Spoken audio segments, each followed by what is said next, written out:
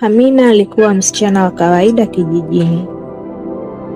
Hakuwa na nguo za bei ghali wala simu ya kisasa. Kila alipopita sokoni, baadhi ya wasichana walimcheka. Yule bado anavaa viatu vya zamani, hawezi kufanikiwa hata siku moja, walinong'ona kwa dharau. Lakini Amina alikuwa na ndoto kubwa moyoni. Alitamani siku moja afungue biashara yake mwenyewe. Alianza kidogo kuuza maandazi asubuhi na jioni. Watu walimdharau zaidi. Mwanamke wa maandazi anataka kuwa bosi, walicheka. Miaka 2 ilipita. Pole pole Amina akaanza kuongeza mtaji. Maandazi yakawa chapati, chapati zikawa mgahawa mdogo. Wateja wakaanza kuongezeka. Siku moja wale waliomcheka wakaja kula kwenye mgahawa wake.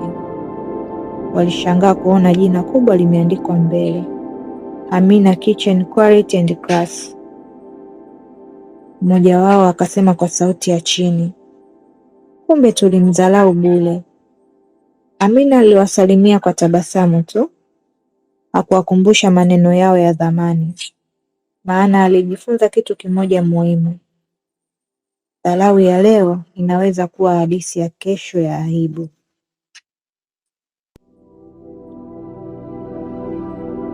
Baada ya mafanikio ya mgahawa wake, maisha ya Amina yalibadilika kabisa, lakini kilichomuumiza moyo wake zaidi hakikuwa maneno ya wasichana wa kijijini.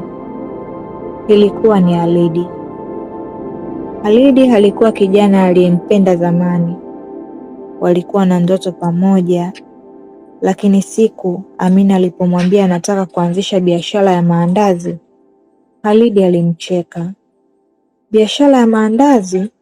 Unataka kunioa au kunitilisha maandazi maisha yote? Alisema kwa dharau. Maneno hayo yalichoma moyo wa Amina kuliko kitu chochote. Baada ya miaka 2, Halidi alirudi kijijini. Alisikia habari ya mafanikio ya Amina. Akaamua kwenda mgahawani. Alipoingia alikuta watu wamejaa. Wahudumu wamevaa sare nzuri. Harufu ya chakula tamu ilienea hewani. Na pale mbele Amina alisimama kama malaika.